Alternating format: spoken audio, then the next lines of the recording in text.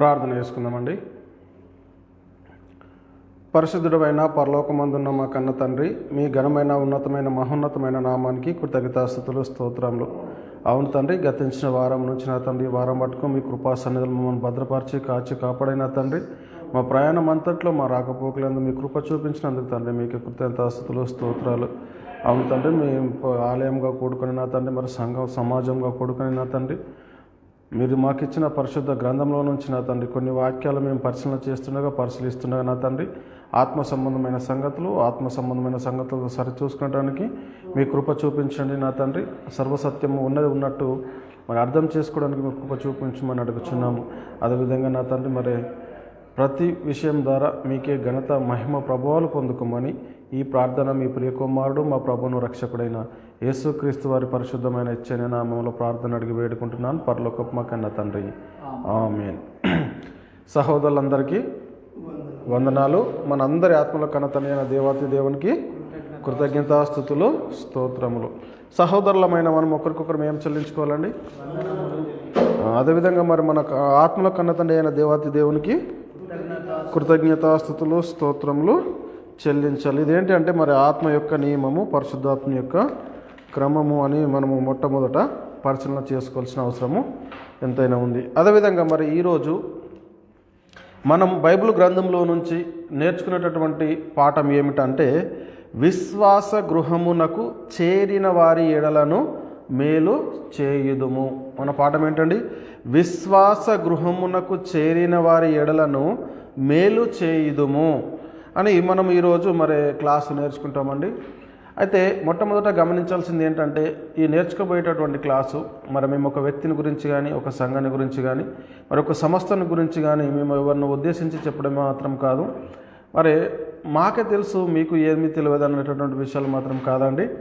మొట్టమొదట మనం గమనించవలసింది ఏమిటంటే, మరి పరిశుద్ధ గ్రంథంలో ఉన్నటువంటి లేఖనాలను మరి మనం అర్థం చేసుకుంటంలో పొరపడుతున్నామా, మరి మనం అర్థం చేసుకున్నది సరైనది అని మొట్టమొదట మనం గ్రహించుకొని మరి లేఖనం ఏమి చెప్తుందో మరి దాని ప్రకారంగా మనము మరి నడుస్తున్నామా లేదా అని ఒకసారి మనల్ని మనం పరిశీలన చేసుకోవాలి. అదేవిధంగా మరి మేము క్రీస్తు ప్రేమ మమ్మల్ని బలవంతం చేయడం ద్వారా మరి మీ ముందుకు ఈ వాక్యం తీసుకురావడం జరిగింది.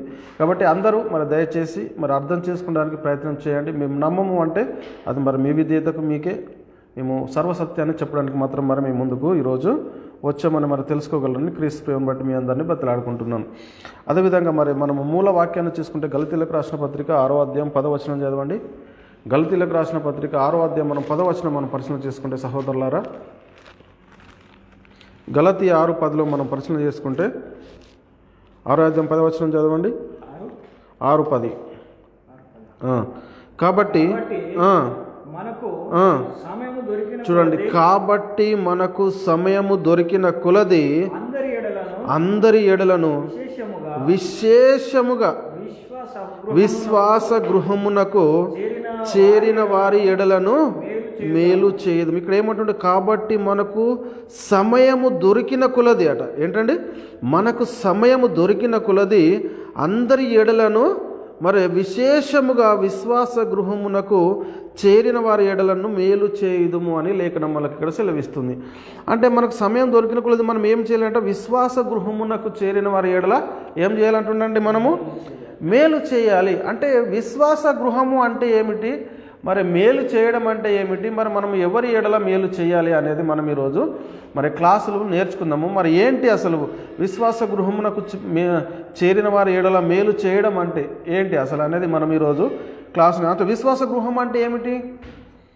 విశ్వాస గృహము అంటే ఎవరైతే మరి దేవుణ్ణి నమ్మి మరి దేవుని కుటుంబంలో చేర్చబడడానికి వస్తున్నారో, మరి దేవుణ్ణి అంగీకరించి మరి దేవుని దగ్గరికి వస్తున్నారో వారిని ఏమంటారు అంటే విశ్వాస గృహము అని అంటారు. ఎవరైతే మరి క్రీస్తుని మన సొంత రక్షణకు అంగీకరించి దేవుని నందు విశ్వాసం ఉంచి మరి ఎవరైతే మరి దేవుని దగ్గరికి వస్తున్నారో వాళ్ళందరినీ ఏమంటారు అంటే విశ్వాస గృహమునకు చేరిన వారు అని అర్థం అన్నట్టు. దేవుని కుటుంబంలో చేర్చబడినటువంటి వారు దేవుని ఇంటి వారు అన్నట్టు. అందుకే విశ్వాస గృహము అని మరి దానిని అంటారు. అంటే మరి మేలు చేయడం అంటే ఏంటి అంటే, మనం మేలు చేయకపోతే మనం ఏం చేసిన వారం అవుతామండి? మరి కీడు చేసిన వారం అవుతామంట. అంటే మేలు అంటే ఏంటిది, కీడు అంటే ఏమిటి? అసలు విశ్వాస గృహమునకు చేరిన ఎడల మేలు చేయదు అంటున్నాడు. మరి మేలు చేయకపోతే ఏమవుతుంది? అంటే కీడు చేసిన వారం అవుతాం. మరి మనం ఏం చేయాలి? మేలు చేయాలా కీడు చేయాలా అనేది మనం ఒకసారి పరిశీలన చేసుకుందాం. అంటే మేలు చేయడం అంటే మరి విశ్వాస గృహమునకు చేరారనుకోండి, విశ్వాస గృహమునకు వచ్చిన వారి ఏడల మనం ఏమిచ్చి మేలు చేయగలుగుతాం అంటే టిఫిన్లు కానీ, టీలు కానీ, కాఫీలు కానీ, శరీర సంబంధమైనటువంటి అవసరాలు తీర్చడం ద్వారా మరి మనం వాళ్ళకు మేలు చేసిన వారం అవుతామా? మనం ఆ ఆలోచన వేసుకోవాలి, మనం ప్రశ్న వేసుకోవాలి. మనం ప్రశ్న వేసుకుంటే ఏంటంటే, ఒక విశ్వాస గృహమునకు చేరిన వారు ఏడల మనం మేలు చేయాలంటే, విశ్వాస గృహమునకు వచ్చారు దేవుని కుటుంబంలో చేర్చడానికి వచ్చిన వారి ఏడల మనం శరీర సంబంధమైనటువంటి టిఫిన్లు కానీ, ఆహార పదార్థాలు కానీ, ఇంకా సంథింగ్ మరి శరీరానికి సంబంధించినవి కానీ ఏమన్నా చేస్తే మరి వాళ్ళ ఏడల మరి విశ్వాస గృహమునకు చేరిన వాడి ఏడల మేలు చేసిన వారం అవుతామా? లేక అసలు విశ్వాసం అంటే ఏమిటి? మరి విశ్వాసం అంటే ఏమిటి? విశ్వాస గృహంకు చేరేవారు ఎలా చేరుతున్నారు అనేది మనం మొట్టమొదట పరిశీలన చేసుకోవాలి. అంటే మనం ఒక ప్రశ్న వేసుకున్నాం, ఏమని ప్రశ్న వేసుకోవాలంటే, ఏమని నమ్మి మరి దేవుని దగ్గరికి రావాలండి? మనము ఏమని నమ్మి దేవుని దగ్గరికి రావాలి? ఏముంది దేవునిలో కానీ, యేసుక్రీస్తు మనకి ఏం సిద్ధపరిచాడు, మరి దేవునిలో ఏముంది అని మనం దేవుని నమ్మి మనం మొట్టమొదట క్రీస్తు దగ్గరికి రావాలని మనం ప్రశ్న వేసుకుంటే ఎందుకు వస్తున్నామండి మనం దేవుని దగ్గరికి కానీ, క్రీస్తు దగ్గరికి కానీ? అంతేనా? అయితే మరి ఏంటి వాళ్ళు నమ్మి మరి క్రీస్తు దగ్గరికి వస్తున్నారు. నమ్మే వాళ్ళు ఏం చేస్తున్నారంటే దేవుని నమ్మి మరి క్రీస్తు దగ్గరికి వచ్చేటటువంటి పరిస్థితి. అదేవిధంగా వచ్చేవాళ్ళు మరి ఏమని నమ్మి క్రీస్తు దగ్గరికి వస్తున్నారు, మరి చెప్పేవాళ్ళు ఏమని చెప్పి క్రీస్తు దగ్గరికి మరి నడిపిస్తూ ఉన్నారు. మరి విశ్వాస గృహమునకు చేరిన వారి ఎడల మేలు ఎప్పుడు చేయగలుగుతాం? మనం ఎప్పుడు మేలు చేసిన వారం అవుతాం? దేవుని సన్నిధికి చేరినటువంటి వాళ్లకు మనం ఎప్పుడు మేలు చేసిన వారం అవుతాం అనేది మనం లేఖనము చాలా స్పష్టంగా మనం అర్థం చేసుకోవాల్సిన అవసరం ఎంతైనా ఉంది. అంటే ఇవన్నీ తెలుసుకుందామండి, నేర్చుకుందాం. అసలు విశ్వాసం అంటే ఏమిటండి? విశ్వాస గృహము అన్నాడు. ఏమంటుంది ఇక్కడ? విశ్వాస గృహమునకు చేరిన వారి ఎడల మేలు చేయుదుమని అన్నాడు. అంటే విశ్వాస గృహము అంటే ఏంటిది? మరి క్రైస్తవులు అంటే ఏమిటి? క్రైస్తవులు అంటే, విశ్వాసులు అంటే ఏంటి? అసలు క్రైస్తవులు అంటే అర్థం ఏంటి? విశ్వాసులు అంటే అర్థం ఏంటి? అంటే మనము కనబడేటువంటి వాటిని చూసి నమ్మే వాళ్ళము విశ్వాసులమా, లేక క్రైస్తవులమా? లేకపోతే మరి అదృశ్యమైనవి ఉన్నవని నమ్మే వాళ్ళం మనం క్రైస్తవులమా? ఈరోజు ఎవరం క్రైస్తవులము అంటే అదృశ్యమైనవి ఉన్నవని నమ్మేటటువంటి వాళ్ళు క్రైస్తవులు. కరెక్టేనా? మరి ఈరోజు మనం సంఘాలలో కానీ, మనము ఎక్కడ చూసుకున్నా కానీ మరి క్రీస్తును నమ్మించడానికి ఏం చెప్తున్నారంటే, అదృశ్యమైనవే చెప్తున్నారా, మరి దృశ్యమైనవి చెప్తున్నారా? మనం ఇది పరిశీలన చేసుకోవాలి. మొట్టమొదట అన్నీ దృశ్యమైనవి మనకి ఈరోజు చాలా చక్కగా చూపిస్తూ ఉన్నారు. అయితే విశ్వాసం అంటే ఏంటి అనేది మనం ఒక వచనం చూసుకుందాం. హెబ్రీ గ్రంథంలో చెప్తున్నాడు హెబ్రీ గ్రంథకర్త. హెబ్రీ గ్రంథము 10వ అధ్యాయం 1వ వచనం చదవండి ప్రియులారా. హెబ్రీ గ్రంథము 11వ అధ్యాయం 1వ వచనము.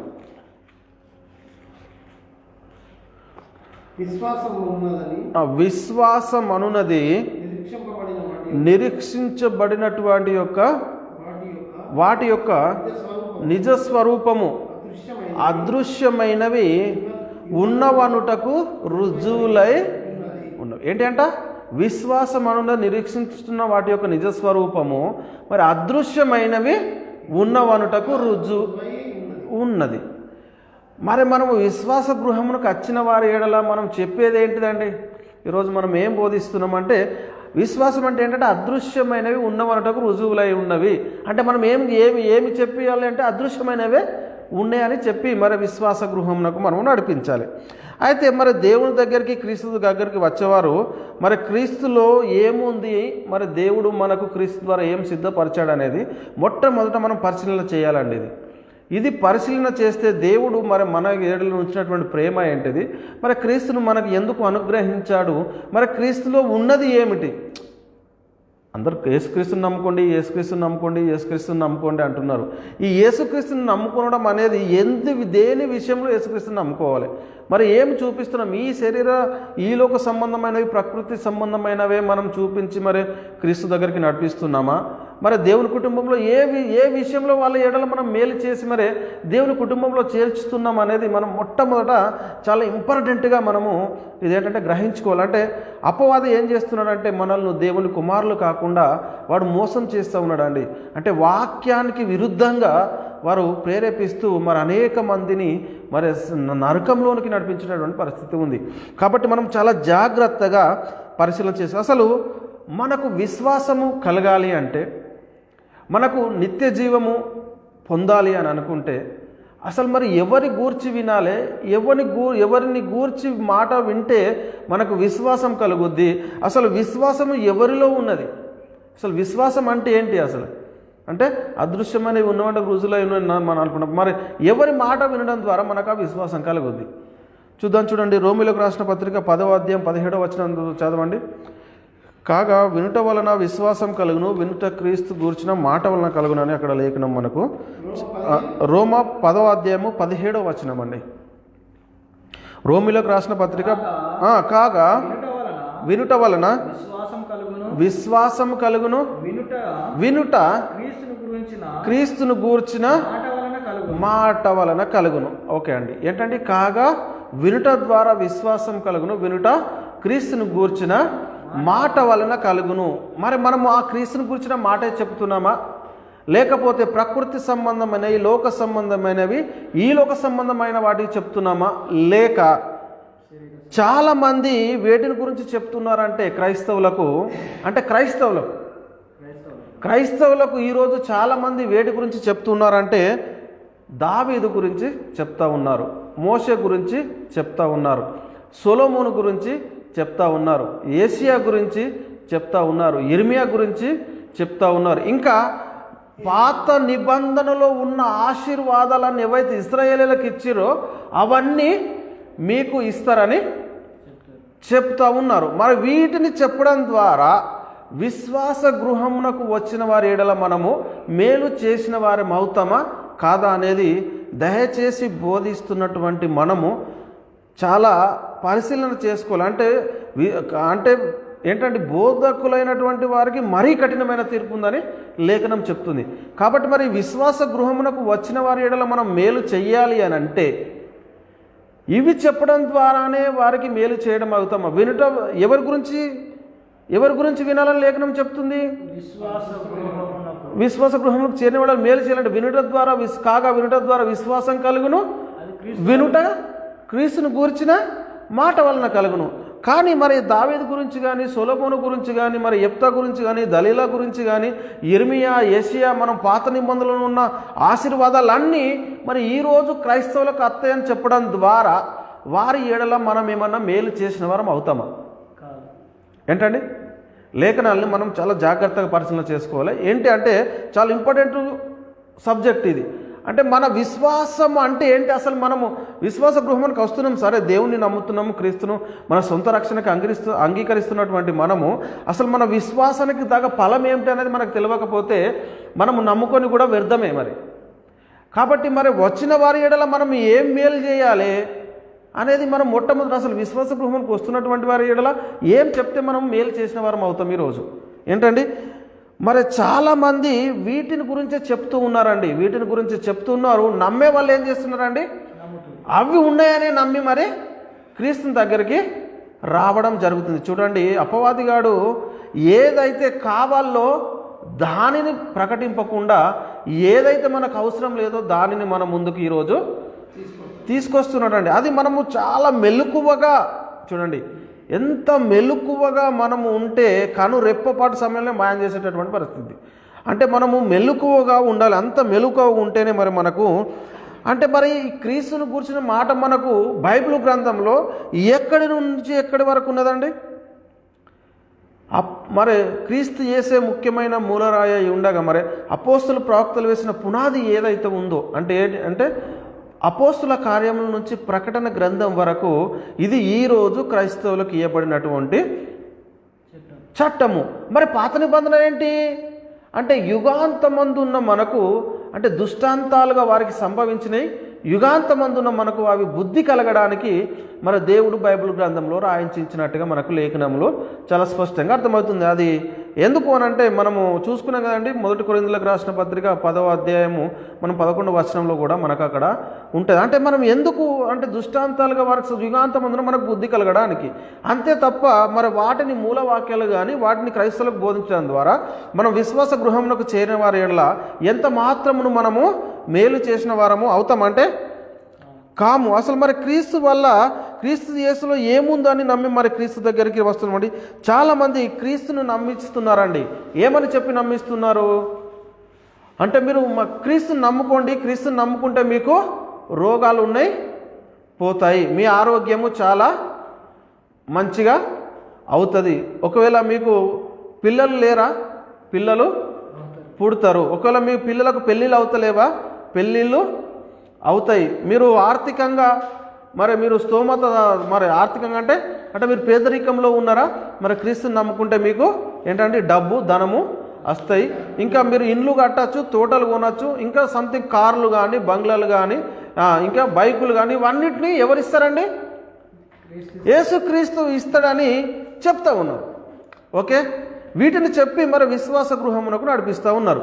వీటిని చెప్పడం ద్వారా నమ్మే వాళ్ళు ఏం నమ్ముతున్నారు అంటే ఇవే ఇస్తాడు కావచ్చు, క్రీస్తులో ఇవే ఉన్నాయి కావచ్చు, మనం విశ్వాస గృహంకు పోతే మరి మనకు ఇవి దొరుకుతాయి అని ఇక్కడ వీళ్ళు నమ్మేవాళ్ళు వాటిని నమ్ముతున్నారు, చెప్పేవాళ్ళు వాటినే చెప్తా ఉన్నారు. కానీ ఇవి చెప్పడం ద్వారా, ఇవి నమ్మడం ద్వారా జరుగుతున్నది ఏమిటి ఇక్కడ అంటే, చాలామంది పరిస్థితులు మనం పరిశీలన చేసుకుంటే ఏమవుతుందంటే, అయితే వాళ్ళు భూ సంబంధమైనవి, ప్రకృతి సంబంధమైనవి, ఈ లోక సంబంధమైన వాటినే ఇస్తాడు దేవుడు అని చెప్పడం ద్వారా వీళ్ళు నమ్మేటటువంటి వీటినే నమ్మి వస్తున్నారు. వచ్చిన తర్వాత జరిగేది ఏమిటయ్యా అంటే, ఇక్కడ వచ్చిన తర్వాత జరిగేటటువంటి ఒక పరిస్థితి ఉంది. ఏమిటి జరుగుతుందంటే, ఒకవేళ అవి వాళ్ళ జీవితంలో నెరవేరకపోతే ఏమంటున్నారంటే, దేవుణ్ణి దూషిస్తూ ఉన్నారు, మాయాదారి దేవుడు అంటున్నారు.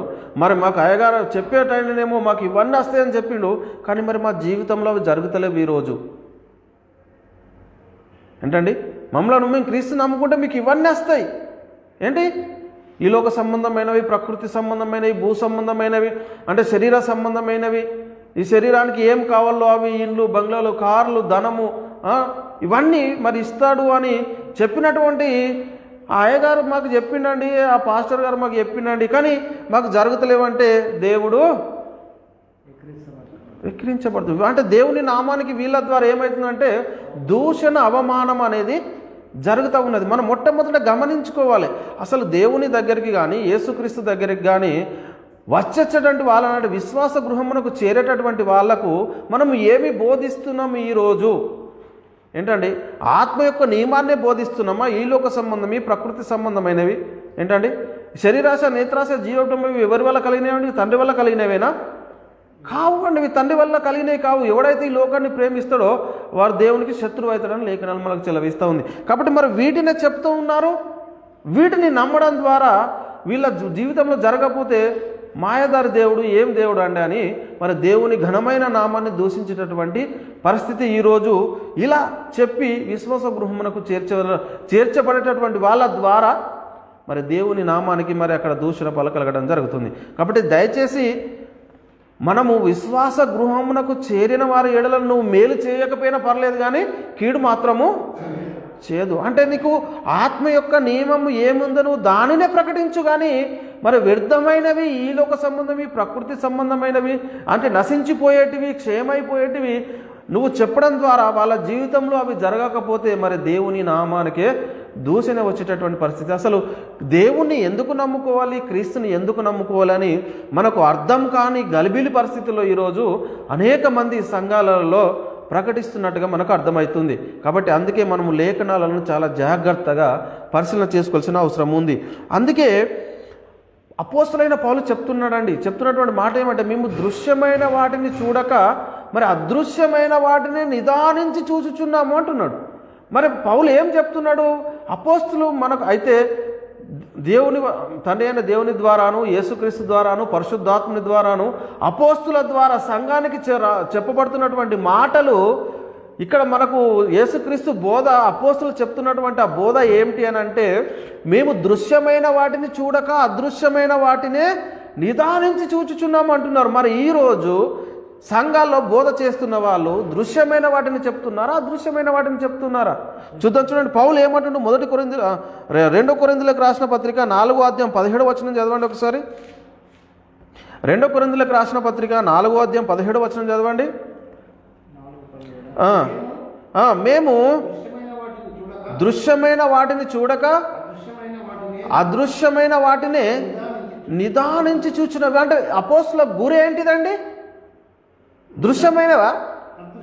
చెప్పిరా ఎక్కడైనా మీకు క్రీస్తును నమ్ముకుంటే, అపోస్తుల బోధలో ఎక్కడైనా మీరు క్రీస్తును నమ్ముకుంటే మీకు ఈ లోక సంబంధంగా బంగ్లాలు, ఇల్లు, కార్లు, పిల్లలు లేరా అండి? క్రీస్తును నమ్ముకునే వాళ్ళు ధనవంతులు లేరా? క్రీస్తును నమ్ముకునే వారికి పిల్లలు కలుగుతలేరా? క్రీస్తును నమ్ముకునే వారికి ఈ లోక సంబంధమైనటువంటి అంగు ఆర్భాటాలు లేవా? ఏంటండి? మరి క్రీస్తును నమ్ముకుంటే ఏమున్నది క్రీస్తులని అది చెప్పాలండి. మనము ఈరోజు విశ్వాస గృహమునకు చేరిన వాడి ఏడల మనము ఏ విధమైన మేలు చేస్తున్నాం ఈరోజు? ఏంటంటే మరి దేవుని నామానికి కీర్తించేవారిగా ఉన్నామా? ఆయన నామాన్ని మరి అవమానపరిచేటటువంటి క్రియల ద్వారా మనము చెప్పేటటువంటి ఈ లోక సంబంధమైన, ప్రకృతి సంబంధమైనటువంటి మాటల ద్వారా మరి దేవుని నామానికి ఏ మహిమ వస్తుంది అనేది ఒక్కసారి మనల్ని మనమే పరిశీలన చేసుకోవాలి. మనం అర్థం వినేటటువంటి వాళ్ళు కూడా ఏం చేయాలంటే, మేము దేవుణ్ణి నమ్ముకోని వారికి కూడా వీటికంటే డబల్ ఉన్నాయండి.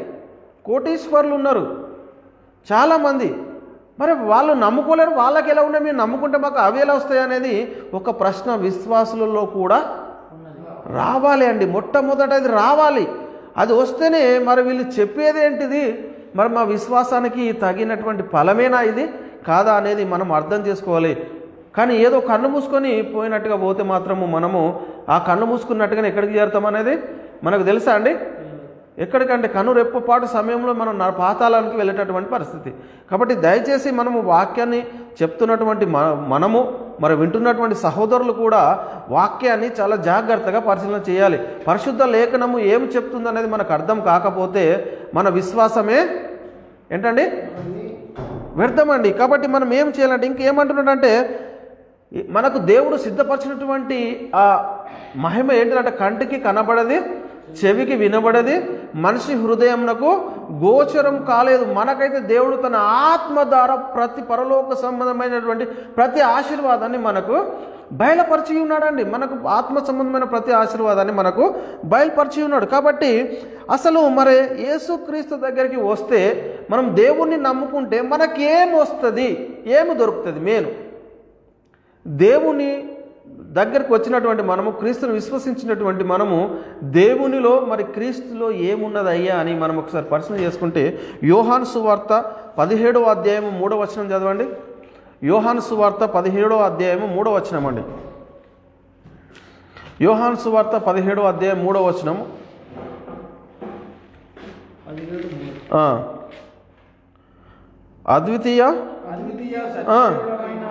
అద్వితీయ సత్యదేవుడవైన నిన్నును నీవు పంపిన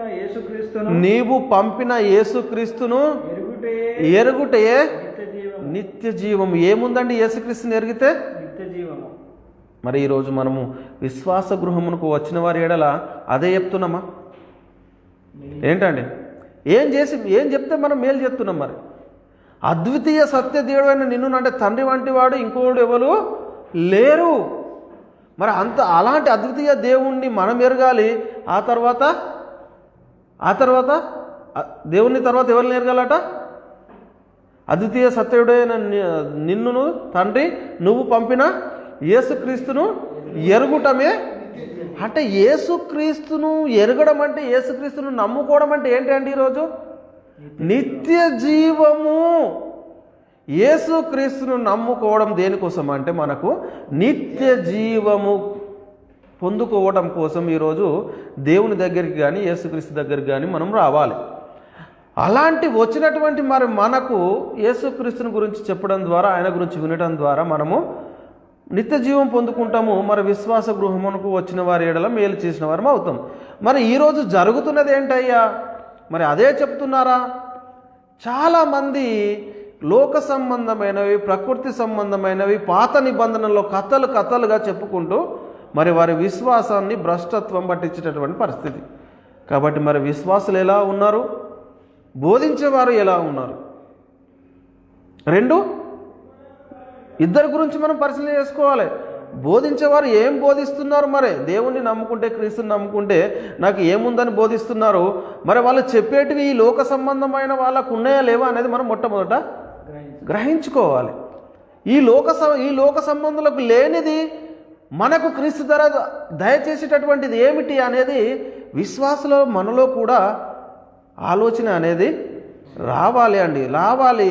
మనము చెప్పే వాళ్ళది ఏది చెప్తే అది మనము విన్నే కూడా మనమే భ్రష్టత్వంలోనికి వెళ్ళేటటువంటి పరిస్థితి. కాబట్టి చూడండి, ఏమి వినాలండి? ఏమి వినాలంటే అద్వితీయ సత్యదేవుడు అయిన నిన్నును నీవు పంపిన యేసుక్రీస్తుని ఎరుగుటయే నిత్య జీవం. అంటే క్రీస్తులో మనకు నిత్య జీవాన్ని తండ్రి సిద్ధపరిచాడు అనేది మనకు లేఖనము చాలా స్పష్టంగా అర్థమవుతా ఉన్నది. కాబట్టి మరి ఈ నిత్య జీవాన్ని అనుగ్రహించడానికి దేవుడు ఎవరిని పంపించాడు ఈ లోకానికి? యేసుక్రీస్తును ఈ లోకానికి పంపించాడు. ఏంటిది? నిత్య జీవాన్ని మనం పొందుకోవడం కోసము యేసుక్రీస్తు వారిని ఈ లోకానికి పంపించాడు. మరి యేసుక్రీస్తు వారు ఈ లోకానికి రాకముందు ఉన్నదేమిటయ్యా? ఉన్నది అంటే, ఎవడును ఏ విధం చేతనైనను తన సహోదరుని విమోచింపలేడు. ఎక్కడి నుంచి విమోచింపలేడయ్యా అంటే పాపము నుండి. చూడండి, కీర్తనల గ్రంథము 49, 7 నుంచి 9 వచనాలు చదవండి. కీర్తనల గ్రంథము 49, అంటే యేసుక్రీస్తు ఈ లోకానికి రాకముందు, అంటే యేసుక్రీస్తు శరీరధారి ఈ లోకానికి రాకముందు ఈ లోకంలో ఉన్నటువంటి పరిస్థితి ఏంటంటే, ఎవడును ఏ విధము చేతనైనను తన సహోదరుని విమోచింపలేడు. వాడు కుళ్ళు చూడక నిత్యము బ్రతకాలంటే ఏం కావాలంటే ఆయనకు నిత్య జీవం కావాలా వద్దా? నిత్యము బ్రతుకున్నట్లు వాని నిమిత్తము దేవుని సన్నిధిలో ప్రాయచిత్తము చెయ్యగలవాడు ఎవడునూ లేడండి. చూడండి, యేసుక్రీస్తు ఈ లోకానికి రాకమునుపు నిత్య జీవానికి వెళ్ళేటటువంటి పరిస్థితుల్లో ఎవరు కూడా లేరు. అందరూ పాపం చేసి మరి మరణముకు లోనటువంటి పరిస్థితి. అలాంటిది తండ్రి అయిన దేవుడు మరి క్రీస్తును మన కోసం ఎందుకు పంపించినాడంటే నిత్య జీవాన్ని. అంటే ఎవడును ఏ విధం చేతనైనా తన సహోదరుని విమోచింపలేడంటే ఎక్కడి నుంచి విమోచింపలేడు అంటే పాపము నుండి. ఈ పాపము నుండి ఎవడు కూడా విమోచించినటువంటి పరిస్థితుల్లో తండ్రి అయిన దేవుడు యేసుక్రీస్తుని ఈ లోకానికి పంపించాడండి మన పాపాలను తీసివేయడానికి. మరి ఈరోజు ఈ మాట ఎంతమందికి అర్థమవుతుంది? ఎంతమంది విశ్వాస గృహమునకు వచ్చిన వారి ఎడల మేలు చేస్తూ ఉన్నారు ఈ వాక్యం చెప్పి? ఎంతమంది యేసుక్రీస్తుని నమ్ముకుంటే మీకు నిత్య జీవం ఉందని చెప్పేటటువంటి వాళ్ళు ఉన్నారు ఈ రోజుల్లో? లేక యేసుక్రీస్తుని నమ్ముకుంటే మీకు ఈ లోక సంబంధమైనవి, ప్రకృతి సంబంధమైనవి, మరి ఈ దయ్యముల బోధ ఎక్కడి నుంచి వచ్చింది అనేది మనం ఒక్కసారి మనల్ని మనమే పరిశీలన చేసుకోవాల్సినటువంటి అవసరము ఎంతైనా ఉంది. వాక్యం వింటున్న ప్రియ సహోదరి, ప్రియ సహోదరుడా, అలాగే బోధిస్తున్నటువంటి బోధకులమైన మనము కూడా మరి ఆత్మ యొక్క నియమానికి ఎదురు వెళ్ళకూడదు. మునికొనులకు ఎదురు తన్నుట అసాధ్యము అంటున్నాడు. పరిశుద్ధాత్మ ఆత్మ యొక్క నియమానికి మనం వ్యతిరేకంగా వెళితే మరి మనకు క్షమాపణ అనేదే లేదండి. ఇక మరీ ఎక్కువైనటువంటి కఠినమైనటువంటి తీర్పు, బోధకులైనటువంటి వారికి మరీ కఠినమైన తీర్పు ఉండేటటువంటి పరిస్థితి. చూడండి, ఈరోజు మనం ఎలాంటి పరిస్థితుల్లో సంఘాలకి వెళుతున్నాము, విశ్వాస గృహంకు వచ్చిన వారి ఏడల మరి ఏమి చెప్పి వారిని మేలు చేస్తున్నాం అనేది మొట్టమొదట మనము అర్థం చేసుకోవాలి. ఇంకేమంటుండంటే కాలము, అదే అలాంటి పరిస్థితుల్లో మరి కాలము పరిపూర్ణమైనప్పుడు మరి దేవుడు తన కుమారుణ్ణి పంపెను. ఆయన స్త్రీ అంది పుట్టి మనము దత్తపుత్రము కావాలనని. గలతీలకు రాసిన పత్రిక 4వ అధ్యాయం 4-5 వచనాలు చదవండి. గలతీ 4:4-5 వచనం. గలతీలకు రాసిన పత్రిక 4వ అధ్యాయం 4-5 వచనాలండి. అయితే కాలము పరిపూర్ణమైనప్పుడు దేవుడు తన కుమారుని పంపెను. ఆయన స్త్రీ అందు పుట్టి మనము దత్తపుత్రులము కావాలనని ధర్మశాస్త్రమునకు లోబడి ఉన్న వారిని విమోచించుటకై ధర్మశాస్త్రమునకు లోబడిన వాడాయను. చూడండి, అంటే ఇక్కడ మనకు అర్థమవుతుంది ఏంటి? యేసుక్రీస్తు రాకముందు ధర్మశాస్త్రం అమల్లో ఉన్న కాలం ముందు ఏమవుతుందంటే ఎవడును ఏ విధం చేతనైనను తన సహోదరుని పాపం నుండి విమోచింపనటువంటి పరిస్థితి. ఒక సహోదరునికి ధనం కావాలంటే ఇయ్యరాదా? ఏంటండి, ఒక సహోదరునికి నీ దగ్గర కొంత ధనం ఉందనుకోండి, ఆ ధనంలో నుంచి నీకు ఇయ్యరాదా? కానీ ఒక సహోదరుని పాపాలను క్షమించగలుగుతావా అంటే ఎంత మాత్రమును క్షమించలేము. అలాంటి పరిస్థితుల్లో మరి దేవుడు మనల్ని ప్రేమించి ఆయన అనాది సంకల్పమును బట్టి మరి క్రీస్తుని మన కోసం మళ్ళీ పంపించి ఆయన స్త్రీయందు పుట్టి మనం దత్తపుత్రులను కావాలని మళ్ళీ తనతో సమాధానపరచుకోవాలని దేవుడు అంతటి ప్రణాళిక వేసి మరి క్రీస్తుని ఈ లోకానికి పంపిస్తే మరి క్రీస్తును ఏమని నమ్ముతున్నామండి? ఈరోజు మనం క్రీస్తులో ఏమున్నదని మనకు అర్థమవుతుంది. ఏంటండి? విశ్వాసములను భ్రష్టులను చేసేస్తున్నాడు అండి అపవాదిగాడు ఈరోజు. ఏంటండి? విశ్వాస భ్రష్టులను చేసేస్తున్నాడు. అంటే మరి యేసుక్రీస్తు దేవుడు ఈ లోకానికి ఎందుకు పంపాడంటే అందుకే యేసుక్రీస్తు కూడా మరి పాపాన్ని తీసివేయాలి. ఈ లోకానికి పంపినటువంటి యేసుక్రీస్తు మరి మనలాంటి శరీరాన్ని ఎందుకు ధరించుకోవాల్సి వచ్చిందండి? రక్త మాంసాలన్నీ ఈ రక్త మాంసాల శరీరాన్ని ఎందుకు ధరించుకోవాల్సి వచ్చింది అంటే ఇక్కడ హెబ్రీ గ్రంథకర్త చెప్తున్నాడు చూడండి. హెబ్రీ గ్రంథము 2వ అధ్యాయము 14-15 చదవండి. హెబ్రీ గ్రంథము 2వ అధ్యాయము 14-15 వచనాలండి. హెబ్రీ గ్రంథము 2వ అధ్యాయము 14-15 వచనం. కాబట్టి ఆ పిల్లలు ఎవరండి? మనము. ఆ పిల్లలు రక్త మాంసములు గలవారైనందున ఆ ప్రకారమే చూడు మరణము యొక్క బలము గలవానిని అనగా అపవాదిని ఎంత స్పష్టంగా చెప్పిండండి.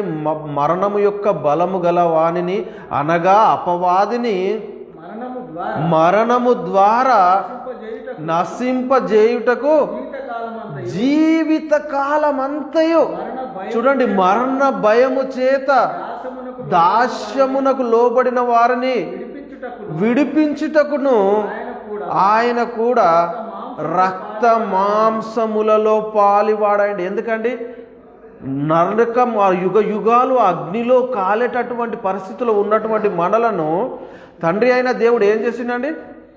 హెబ్రీ 2:14-15 ఏంటండి? ఆ యుగ యుగాలు కాలిపోయేటటువంటి మనలను దేవుడు యేసుక్రీస్తును పంపించి ఆయన మన పాపాల నిమిత్తము మరణం పొందడం ద్వారా మనలను తప్పించేటటువంటి పరిస్థితి. అందుకయ్యా మనము తప్పించి మనల్ని ఎక్కడికి తీసుకెళ్ళాలంటే నిత్య జీవానికి తీసుకువెళ్ళాలని మరి తండ్రి యొక్క ఉద్దేశంలో ఏ ఉద్దేశము ఆ విషయంలోనే యేసుక్రీస్తును ఈ లోకానికి తండ్రి అయిన దేవుడు పంపించాడు. కానీ ఈ లోక సంబంధమైనవి ప్రకృతి సంబంధమైనవి మనం అనుకున్నటువంటివి ఇశ్రాయేలుకి ఇచ్చిందన్నటువంటి ఆశీర్వాదాలు ఈ రోజులకు క్రైస్తవులకు ఇస్తామన్నటువంటి విషయము ఎంత మాత్రము బైబిల్ చెప్పడం లేదు. అది పరిశుద్ధాత్మ యొక్క నియమానికే విరుద్ధము. అపవాదిగాడు ఎవరైతే అవిశ్వాసులు ఉన్నారో వాళ్ళను మరి ఉరికొలుపుతూ ఇలాంటి భయంకరమైనటువంటి వాక్యాలు ఈరోజు మరి ప్రకటిస్తున్నట్టుగా మనకు అర్థమవుతుంది. కాబట్టి ఏం అర్థమవుతుంది ఏంటండి? యేసుక్రీస్తు వారు ఎందుకు మన కోసము రక్త మాంసములో పాలివాడైండండి? ఏంటండి? అపవాదిని మనం చనిపోతే ఆ నిత్య నరకంలో కాలేటటువంటి మనలను ఎవడును ఏ విధం చేత తన సహోదరుని విమోచింపలేనటువంటి మనలను మరి తండ్రి అయిన దేవుడు మనల్ని ప్రేమించి యేసుక్రీస్తుని ఈ లోకానికి పంపించి మన పాపాలను ఆయన శరీరం మందు వేసి మనల్ని నీతిమంతులుగా చేసి మనల్ని నిత్య జీవానికి వారసులుగా తీసుకుపోవడానికి యేసుక్రీస్తుని ఈ లోకానికి పంపిస్తే యేసుక్రీస్తుని మీరు నమ్ముకుంటే ఈరోజు మీకు ఈ లోక సంబంధమైన ధనము, పిల్లలు, ఇండ్లు, కార్లు, బంగ్లాలు ఏం చెప్తున్నామండి? విశ్వాస గృహమునకు వచ్చిన వారి ఏడల మనం ఏం మేలు చేస్తున్నామండి? ఒకసారి అర్థం చేసుకోలే. వాక్యం వింటున్నా నీవు చెప్తున్నటువంటి నీవు చాలా స్పష్టంగా అర్థం చేసుకోవాల్సిన అవసరము ఎంతైనా ఉన్నదని మరి క్రీస్తు ప్రేమను బట్టి మీ అందరినీ బతిలాడుకుంటున్నాను. ఏంటంటే 17వ వచనం చదవండి. అందులోనే 17వ వచనం చదవండి. కావున ప్రజల పాపమును ఏంటండి? ప్రజల పాపమును పరిహారము కలగజేయుటకై దేవుని సంబంధమైన ఏంటండి? దేవుని సంబంధమైన కార్యములలో కనికరమును నమ్మకము గల ప్రధాన యాజకుడును నిమిత్తము అన్ని విషయములో ఆయన మనలాంటి సహోదరుల వంటి వాడు కావాల్సి వచ్చిన దేవుని సంబంధమైన ప్రతి కార్యములో అంటే మనల్ని దేవుడు నిత్య జీవానికి తీసుకువెళ్ళాలి అంటే యేసుక్రీస్తును శ్రమల ద్వారా సిలువకు అప్పజెప్పాలి. మన పాపాలను ఆయన శరీరమందు వేయాలి. మనము ఆయన కార్చిన రక్తధారల ద్వారా మనము మరి పాపాలు కడుక్కోవాలని తండ్రి అయిన దేవుడు ఈరోజు యేసుక్రీస్తుని ఈ లోకానికి పంపిస్తే ఏంటండి మనం ఏమి చెప్తున్నామండి? క్రైస్తవుల ఎడల ఏమి చెప్పి విశ్వాస గృహమునకు చేరుస్తున్నామండి? చాలా బాధాకరం వేస్తుందండి. మనము ఆత్మ సంబంధమైనవి విత్తగా శరీర సంబంధమైనవి ఎలా కోస్తామండి? ఏంటండి, ఆత్మ సంబంధమైనటువంటి చెప్పేటటువంటి పరిస్థితుల్లో మనం ఉండగా శరీర సంబంధమైన పంటలు కోద్దామా? ఏంటండి, ఏం చెప్తున్నామండి మనం? ఏంటి, విశ్వాస గృహమునకు వచ్చిన వారి ఎడల ఏం మేలు చేస్తున్నాం మనం ఈరోజు? ఏమున్నది క్రీస్తులో? దేవుని నమ్ముకుంటే దేవుడు క్రీస్తు ద్వారా మనకి ఏం సిద్ధపరచాడు అనేది ఈరోజు తెలియకుండా అపవాదిగాడు మనల్ని ఆ భయంకరమైనటువంటి పరిస్థితిలోనికి నెట్టివేశాడండి. ఇంకో వచనం చూద్దాం. ఎఫెసీయులకు రాసిన పత్రిక 5వ అధ్యాయం 2వ వచనం చదవండి. ఎఫెసీయులకు రాసిన పత్రిక 5వ అధ్యాయం 2వ వచనం అండి. ఎఫెసీ 5:2. క్రీస్తు మిమ్మును ప్రేమించి పరిమళ వాసనగా ఉండుటకు మన కొరకు తన్ను తాను దేవునికి అర్పణగాను బలిగాను అప్పగించుకున్నాడు. అలాగుననే మీరును ప్రేమ కలిగి నడుచుకొనుడి. ఓకే అండి, ఏమంటున్నాడు ఇక్కడ? యేసుక్రీస్తు ఏం చేశాడంట? ఫస్ట్ చదువు. అదే వచనం. ప్రేమించి పరిమళ వాసనగా ఉండుటకు మన కొరకు. ఒక్క నిమిషం ఆగండి. అంటే క్రీస్తు మనలను ప్రేమించి పరిమళ వాసనగా ఉండుటకు తన్ను తాను బలిగా అర్పణగా అర్పించుకున్నాడా? లేక అంటే పరిమళ వాసన అంటే దేవునితో నిత్యమైనటువంటి పరిశుద్ధ స్థలంలో నివసించుటకు, మరి దేవునితో మనము అనుసంధానము, మరి దేవుని సన్నిధిలో జీవించుటకు, మరి దేవుని యొక్క ప్రియమైన కుమారులు అయ్యుటకు, మరి పరలోక సంబంధమైన ప్రతి కార్యములలో మనం పాలిపంతులు పొందుకున్నటకే యేసుక్రీస్తు తను తాను బలిగా అర్పణగా అర్పించుకున్నాడా? లేక ఈ లోక సంబంధంగా ధనం ఇవ్వడానికి కానీ, పిల్లలు ఇవ్వడానికి కానీ, మరి పిల్లలు లేకపోతే పిల్లలు పుడతారని కానీ, మరి ధనము లేకపోతే ధనం వస్తుందని కానీ, మన ఆ రోగము మంచిగా అవుతుందని కానీ, లేకపోతే మనకు బంగ్లాలు, కార్లు, బిల్డింగ్లు ఇవన్నీ కొంటామని తను తాను అప్పచెప్పుకున్నాడా? దేనికోసం బలిగా అర్పణగా అప్పచెప్పుకున్నాడు అండి యేసుక్రీస్తు వారు? మనము పరిమళ వాసనగా పరిశుద్ధులుగాను, నిర్దోషులుగాను, నిందరహితులుగాను, మరి దేవునికి పరిమళ వాసనగా మనం ఉండాలని మరి దేవునికి తన్ను తాను బలిగాను అర్పణగాను అర్పించుకున్నాడు. ఏం చెప్తున్నాం మనం ఈరోజు? ఎందుకోసము యేసుక్రీస్తు బలిగా అర్పణగా అర్పించుకున్నాడు అండి దేవునికి? ఎవరైనా మనం గ్రహిస్తున్నామా పరిశుద్ధాత్మ యొక్క క్రమాన్ని? మనం ఆలోచన చేయగలుగుతున్నామా అండి? ఏమున్నదండి క్రీస్తులో? ఈరోజు క్రీస్తుని నమ్ముకుంటే ఏమున్నది క్రీస్తులో? నిత్య జీవము, పరలోక పౌరసత్వము, దేవుని కుటుంబంలో చేర్చబడిన వారము, దేవుని ఇంటి వారము. అలాంటిది ఈరోజు అపవాది ప్రకృతి సంబంధమైన, లోక సంబంధమైన, శరీర సంబంధమైన మనకు ప్రకటిస్తూ మరి మనల్ని భ్రష్టత్వంలోనికి తీసుకువెళ్తున్నాడు. చూడండి, ఏం అర్థం, మనం చాలా చక్కగా అర్థం చేసుకోవాలండి. ఏంటంటే చెప్తున్నటువంటి మాటలు ఆత్మ సంబంధంగా ఉన్నాయా? ఈ లోక సంబంధం, డబ్బు పెడితే మనకి ఈ లోక సంబంధం ప్రతి ఒక్కటి వస్తుందండి. నీకు ఆరోగ్యం మంచిగా లేకపోతే డబ్బు పెడితే నువ్వు ఆరోగ్యం మంచిగా కాదనేది. నీకు ఇల్లు కావాలంటే డబ్బు పెడితే నీకు ఇల్లు రాదా? కష్టం చేసి నువ్వు డబ్బు సంపాదించి నువ్వు కొనుక్కోలేవా? ఏంటండి, అన్ని దొరుకుతాయి, కానీ పాప క్షమాపణ అనేది ఈ లోకాన్నంతా సంపాదించుకున్నా సరే వాడిని ప్రాణం పోడగొట్టుకుంటే ఏం లాభం అంటే? ఈ లోకమంతా ఉండి రక్షణ లేకుండా, నిత్య జీవం లేకుండా, పరలోక పౌరసత్వం లేకుండా నీ ప్రాణము పోడగొట్టుకుని నువ్వు నరకానికి వెళ్తే నీకేమైనా లాభమా? ఆ యుగాలు కాలేటటువంటి పరిస్థితుల్లో ఏం చెప్తున్నామండి ఈరోజు క్రైస్తవానికి? మనము ఏం ప్రకటిస్తున్నాము? ఏంటండి, ఇంకొక వచనం 2 తిమోతిలకు రాసిన పత్రిక 1వ అధ్యాయం 10వ వచనం చదవండి. 2 తిమోతికి రాసిన పత్రిక 1వ అధ్యాయము 10వ వచనం చదవండి. 2 తిమోతి 1వ అధ్యాయము 10వ వచనం. తన స్వకీయ సంకల్పం బట్టి అనాది కాలముననే క్రీస్తు యేసునందు మనకు అనుగ్రహింపబడినది క్రీస్తు యేసును మన రక్షకుని ప్రత్యక్షత వలన బయలుపరచబడినది నదియునైనా తన కృపను బట్టి మనల్ని రక్షించి పరిశుద్ధమైన పిలుపుతో ఆయన మనలను పిలిచెను. ఆ క్రీస్తు యేసు మరణమును నిరార్థకము చేసి జీవమును అక్షయతను సువార్త వలన వెలుగులోనికి తెచ్చాడు. దేని వల్ల వెలుగులోనికి తెచ్చిండండి? సువార్త వలన. దేని వలన? సువార్త వలన. జీవమును అక్షయతను సువార్త వల్ల వెలుగులోనికి తెచ్చిండు.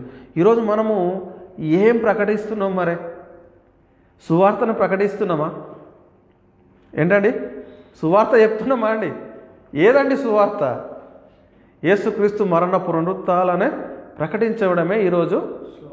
మరి అది కాకుండా లోక సంబంధం, ఈ ప్రకృతి సంబంధమైనవి, పాత నిబంధనల సంగతులు చెప్పడం ద్వారా విశ్వాస గృహమునకు చేరిన వారి ఎడల మనం ఏమన్నా మేలు చేసిన వరం అవుతామా?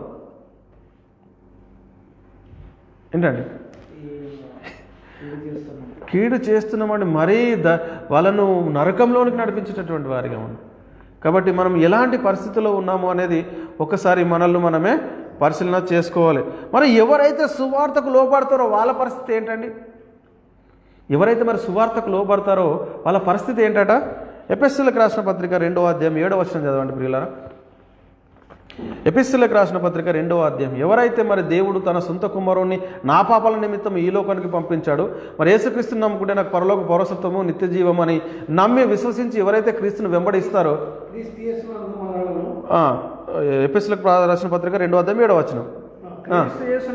క్రీస్తు యేసునందు మనలను ఆయనతో కూడా లేపి పరలోకమందు.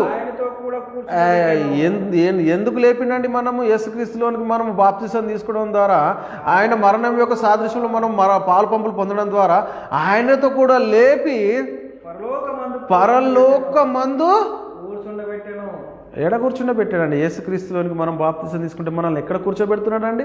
పరలోకంలో. ఈరోజు ఈ లోక సంబంధమైన వాటిని వెతుకుతున్నారండి. ఎంతటి భ్రమ కల్పిస్తున్నాడండి అపవాది ఈరోజు. చూడండి ఎలాంటి భయంకరమైన పరిస్థితుల్లో ఉన్నాం మనం ఈరోజు. ఏంటండి మరి కూర్చోబెట్టి ఎక్కడికి వెళ్తున్నాం మనం? అక్కడ కూర్చోబెట్టినటువంటి మనము మరి ఎక్కడికి వెళ్తున్నాము ఏంటి అంటే అందులోనే 18-19 చదవండి. అదే ఎఫెసీ 2:18-19. ఆయన ద్వారానే మనము ఉభయులము ఒక్క ఆత్మయందు తండ్రి సన్నిధికి చేరగలిగి ఉన్నాము. చూడండి. కాబట్టి మీరిక మీదట పరజనులను పరదేశులనై ఉండక పరిశుద్ధులతో ఏక పట్టణస్థులను దేవుని ఇంటి వారినై ఉన్నారు. క్రీస్తును నమ్మితే మనం ఏమవుతున్నామండి? దేవుని ఇంటి వారమై ఉన్నాం. అప్పుడు మరి విశ్వాస గృహమున కంటే దేవుని ఇంటి వారికి వచ్చిన వారికి మనం ఏమి ప్రకటిస్తే మనమే మరి ఇవి పొందుకుంటారంటే వాళ్ళు ఏం ప్రకటించాలండి? క్రీస్తుని గురించి ఏమున్నదని క్రీస్తులు నమ్మాలి? మరణ పునరుత్థానాలను ప్రకటించాలి. యేసుక్రీస్తులో పాప క్షమాపణ, రక్షణ, నిత్య జీవము, పరలోక పౌరసత్వము, తేజోవాసులైన పరిస్థితుల స్వాస్థ్యంలో పాలివారము, దేవుని ఇంటి వారము, దేవుని కుటుంబంలో చేర్చబడుతున్నాము అని అది చెప్పాలా? లేకపోతే క్రీస్తుని నమ్ముకుంటే మీకు ఈలోక సంబంధమైన ధనాలు, బంగ్లాలు, కార్లు, పిల్లలు, పెళ్ళిళ్ళు, ఉద్యోగాలు, ఇంకేంటంటే ఫస్ట్ క్లాస్లో పాసులు, ఇవేనా? ఇవే చెప్పాలా ఈరోజు క్రైస్తవ్యానికి? అవి చెప్తేనే బాగా మంది వస్తారు. కరెక్ట్. అవి చెప్తేనే మరే బాగా మంది వస్తారు. ఎందుకంటే వాళ్ళకు ఆత్మరక్షణ వాళ్ళ ధ్యేయం కాదు. ఏంటంటే ఈ శరీర సంబంధం, శరీరాన్ని మరి పోషించుకునేటటువంటి పరిస్థితుల్లోనే ఈరోజు మరి చాలామంది ఉన్నటువంటి పరిస్థితి. కాబట్టి మరి ఏముంది క్రీస్తులో? ఈ లోకానికి క్రీస్తును వెంబడించిన వారికి ఏమున్నదని మనం మొట్టమొదట అర్థం చేసుకోవాలి. అసలు క్రీస్తును వెంబడిస్తే మనకి ఏమున్నది? క్రీస్తులో లోకాస్తులకు మనకు వ్యత్యాసం ఏంది అనేది ఒక్కసారి మనము గ్రహించుకోవాలి. క్రైస్తవులుగా పిలువబడుతున్నటువంటి మనము, విశ్వాసులుగా పిలువబడుతున్నటువంటి మనము చూడండి ఎలాంటి పరిస్థితిలో ఉన్నామండి. అందుకే మరి దేవుని ఇంటివారమైన తర్వాత మనం ఎవి వెతకాలండి? భూలోక సంబంధమైనవి, ప్రకృతి సంబంధమైనవి, శరీర సంబంధమైన వాటినే వెతకాలా? లేక అదృశ్యమైనవి ఉన్నవని వాటి కోసం మనం నిరీక్షించి వాటిని వెతకాలా? అదృష్టమైనవి ఉన్నవని వెతకాలి. వెతికినటువంటి మనములో మరి మనము ఈరోజు పైనున్న వాటినే వెతికేటటువంటి వాళ్ళం, కానీ భూ సంబంధమైన వాటిని వెతికేటటువంటి వాళ్ళము కాము. అందుకే ఇక్కడ కొలొస్సీయులకు రాసిన పత్రికలో చెప్తాడు. కొలొస్సీయులకు రాసిన పత్రిక 3వ అధ్యాయం 1 నుంచి 3 వచనాలు చదవండి.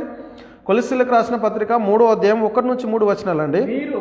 మీరు క్రీస్తుతో కూడా లేపబడిన వారైతే పైనున్న వాటినే వెతకాలి. ఎప్పుడైతే క్రీస్తు ఏం నమ్ముతున్నామో అప్పుడు మనం ఏం వెతకాలట? పైనున్న వాటినే వెతుకుడి. అక్కడ క్రీస్తు చూడు, క్రీస్తు దేవుడి కుడి పార్శ్వమున కూర్చుండి ఉన్నాడు. మీరు పైనున్న వాటి మీదనే గాని భూ సంబంధమైన వాటి మీద మనసు పెట్టుకొనకుడి. ఏలయనగా మీరు మృతి పొందితిరి, మీ జీవము క్రీస్తుతో కూడా దేవుని యందు దాచబడుతున్నది. ఏంటంటే మనము మృతి పొందినము, మన జీవం ఇప్పుడు ఎక్కడ ఉన్నదండి? క్రీస్తుతో కూడా దేవుని యొద్ద మనం దాచుకుంటున్నామండి. మనము నిత్య జీవానికి పాత్రులము. అలాంటి పరిస్థితుల్లో మనల్ని పైన వాటిని వెతకమంటుండా, మరి కింద ఉన్న వాటిని వెతకమంటుండా? ఏవి వెతకాలండి మనము? పైనున్న వాటిని. ఏవి విశ్వాస గృహమునకు వచ్చిన వారి ఎడల ఎప్పుడు మేలు చేసిన వారం అవుతున్నాం మనము? ఏవి చెప్తే? పైన వాటికి చెప్తేనా? భూ సంబంధమైనవి, ప్రకృతి సంబంధమైనవి, ఈ లోక సంబంధమైనవి చెప్తేనా? పైనున్న వాటి గురించి చెప్తే అది అంటే మన జీవము, మనము మృతి పొందితే మీ బాప్తిసంలో మన జీవము క్రీస్తుతో కూడా దేవుని యందు దాచుకున్నామండి. మన ఆత్మను పరలోక పౌరసత్వంలో దాచుకున్న వారం మనము. ఏంటి ఎలాంటి పరిస్థితుల్లో ఈరోజు క్రైస్తవ్యము ఉన్నదండి? ఒకసారి మనల్ని మనం పరిశీలన చేసుకున్నాం. మరి ఇవన్నీ ఎప్పుడు మన విషయంలో జరుగుతాయి అంటే క్రీస్తు నమ్ముకున్నామండి అని క్రీస్తు దగ్గరికి వచ్చేది అయిపోద్దా? లేదు, క్రీస్తు కూడా మనం లేపబడినప్పుడు. అంటే క్రీస్తుతో లేపబడాలి అని అంటే ఆత్మ యొక్క నియమం ఏమిటి? ఓకే, మనం ఇవన్నిట్లో పాలు పంపులు పొందాలంటే మొదట బాప్తిసము ఏమని తీసుకోవాలి? ఏ నామంలో బాప్తిసం తీసుకుంటే మనకి ఇవన్నీ ఆత్మ సంబంధమైన ప్రతి ఆశీర్వాదం మనకు దొరుకుతుంది? యేసుక్రీస్తు నామం. అది మెయిన్ పాయింట్ అవుట్ మనకు అక్కడ అర్థం కావాలి. అంటే యేసుక్రీస్తు నామములో మనం ఎప్పుడైతే బాప్తిసం తీసుకుంటామో, ఎప్పుడైతే మనము ఈ సంఘంలో చేర్చబడతామో, అప్పుడు ఆ క్రైస్తవులు ఏం చేస్తారంటే అదృశ్యమైనవి కాక అదృశ్యమైన వాటిని నిదానించి చూచేటటువంటి ఒక ఆత్మ యొక్క నియమాన్ని వాళ్ళు గుర్తించగలిగేటటువంటి పరిస్థితి. మరి యేసుక్రీస్తులోనికి బాప్తిసం పొందినప్పుడు ఇవన్నిటిని మనం పొందుకునేటటువంటి పరిస్థితి. ఇది అర్థము కాకపోతే ఆత్మ, అందుకే దేవుని ఆత్మ చేత ఎందరు నడిపింపబడుదురో వారందరూ దేవుని కుమారులనబడుదురు. అంటే దేవుని ఆత్మ మనలో ఉండాలి అంటే మనం క్రీస్తు యేసులోనికి మనము బాప్తిస్మము పొందాలి. అందుకే ఇక్కడ చెప్తున్నాడు అపోస్తులైన పేతురు చెప్తున్నటువంటి మాట ఏమిటంటే, మీరు మారు మనసు పొంది పాపక్షమాపణ నిమిత్తం ప్రతి ఒక్కరూ మరి యేసుక్రీస్తు నామమున బాప్తిస్మం పొందుడి, అప్పుడు మరి పరిశుద్ధాత్మ అనే వరము మీరు పొందుదురు. అపోస్తుల కార్యములు 2వ అధ్యాయం 38వ వచనము. అపోస్తుల కార్యములు 2వ అధ్యాయము 38వ వచనం అండి. పేతురు మీరు మారు మనసు పొంది పాప క్షమాపణ నిమిత్తము ప్రతివాడు యేసుక్రీస్తు నామమున బాప్తిస్మం పొందుడి, అప్పుడు మీరు పరిశుద్ధాత్మను వరము పొందుదురు. అప్పుడండి మరి మనము ఒకవేళ విశ్వాస గృహానికి వచ్చారండి, వచ్చిన వారికి మనము దేవుని క్రీస్తు శరీరంలో చేర్చబడాలి. క్రీస్తు శరీరంలో చేర్చబడిన తర్వాత మనం ఒక అవయములుగా ఉండాలి. మరి శరీరానికి శిరస్సు అయిన క్రీస్తుని మనం ధరించుకోవాలి అంటే వచ్చిన వారికి మనం ఏ నామంలో బాప్తిసం ఇవ్వాలండి? యేసుక్రీస్తు నామంలో ఎప్పుడైతే మనం బాప్తిసం ఇస్తామో, ఎప్పుడైతే యేసుక్రీస్తుని సొంత రక్షకునిగా అంగీకరిస్తామో, అప్పుడే పరసంబంధమైన ప్రతి ఆశీర్వాదానికి మనము వారసులమని మనము మొట్టమొదట గ్రహించాలి. ఎవరైతే యేసుక్రీస్తు నామంలో బాప్తిసం తీసుకుంటారో వాళ్ళకి ఆత్మ సంబంధమైన ఆశీర్వాదాలు కనబడతాయి. వాళ్ళే పైన వాటిని వెతికేటటువంటి పరిస్థితిలో ఉంటారు. కాబట్టి అందుకే చాలామంది ఆ రోజులు కూడా నమ్ముతలేరటండి. నమ్మకపోతే పేతురు వాళ్ళని చూసి ఒక మాట, ఇప్పుడు 40 వచనం చదవండి. అంతలో 2:40 ఇంకను అనేక విధములైన మాటల చేత సాక్ష్యం ఇచ్చుచు మీరు మూర్ఖులకు మీరు మూర్ఖులకు ఈ తరం ఈ తరం వారి వారికంటే వేరై వేరై రక్షణ రక్షణ పొందు పొందుడని వారిని వారిని హెచ్చరించేటటువంటి పరిస్థితి మొదటి శతాబ్ద కాలంలోనే ప్రారంభమైంది. ఏంటి? మూర్ఖులకు ఈ తరం వారికి మీరు వేరై రక్షణ పొందుడి. చూడండి, వారిని హెచ్చరించిండండి. చూసిరా? అంటే ఈరోజు సంఘము యొక్క ఆత్మ యొక్క నియమమును మనము ఏమి అర్థం చేసుకోగలుగుతున్నామో, ఎంత మట్టుకు గ్రహించగలుగుతున్నామో అనేది మన హృదయాలను మనమే ఒకసారి పరిశీలన చేసుకోవాలి. మరి ఇంతవరదాకా విన్నటువంటి వాక్యం ఏంటి? ఆ వాక్యం ఏంటి? ప్రకృతి సంబంధం మీద, ఈలోక సంబంధం, దయ్యముల బోధ కలిగినటువంటి వాక్యం విన్నాం. మరి దాన్ని మనం ఏం చేయాలి? ఇప్పుడు తీసేసి మరి మనము ఆత్మను రక్షించినటువంటి శక్తి గల వాక్యాన్ని మనం ఏం చేయాలి? సాత్వికంతో అంగీకరించాలి. అంగీకరించేటటువంటి పరిస్థితిలో ఉన్నామా? మరి మనం ఈరోజు ఇంకా మరి దాని వైపే పరిగెట్టేటటువంటి పరిస్థితిలో ఉన్నామా అనేది ఒకసారి మనల్ని మనమే పరిశీలన చేసుకోవాలి ప్రియ సహోదరి, ప్రియ సహోదరుడు. కాబట్టి మరి విశ్వాస గృహమునకు చేరిన వారి ఎడల మరి ఏం చేస్తే మేలు చేసిన వారం అవుతాము, ఏమి ప్రకటించాలి? మరి మొదటి శతాబ్ద కాలంలో కూడా అపోస్తులు ఏమి ప్రకటిస్తున్నారండి? లోక సంబంధమైనవా, ప్రకృతి సంబంధమైనవా, భూ సంబంధమైనవా అంటే ఎంత మాత్రము కాదు. చూడండి, అపోస్తులు ఏం ప్రకటిస్తున్నారు అనేది అపోస్తుల కార్యంలో 8వ అధ్యాయం 12వ వచనం చదవండి. అపోస్తుల కార్యంలో 8వ అధ్యాయం 12వ వచనం అపోస్తులు ప్రకటిస్తూ ఉన్నారండి మొదటి శతాబ్దం. అయితే ఫిలిప్పు చెప్తున్నటువంటి మాట, అపోస్తులైన ఫిలిప్పు చెప్తున్నాడు అక్కడ, దేవుని రాజ్యం గూర్చియు యేసుక్రీస్తు నామమును గూర్చియు సువార్త ప్రకటించుచుండగా వారతని నమ్మి పురుషులను స్త్రీలను ఏం చెప్తే బాప్తిసం పొందిరండి అక్కడ? దేవుని రాజ్యం గురించి, యేసుక్రీస్తు నామమును గురించి, దేవుని రాజ్యం గూర్చి ప్రకటించాలి. యేసుక్రీస్తు నామము గురించి ప్రకటిస్తే వాళ్ళు ఏమవుతున్నారు అక్కడ? అదే అండి మనం ఈరోజు ప్రకటించాల్సింది. ఈ లోక సంబంధమైనవి, ఈ శరీర సంబంధమైనవి, దయ్యముల బోధ కాదు మనం ప్రకటించాల్సింది. ఆత్మ సంబంధమైన బోధ ఏంటండి?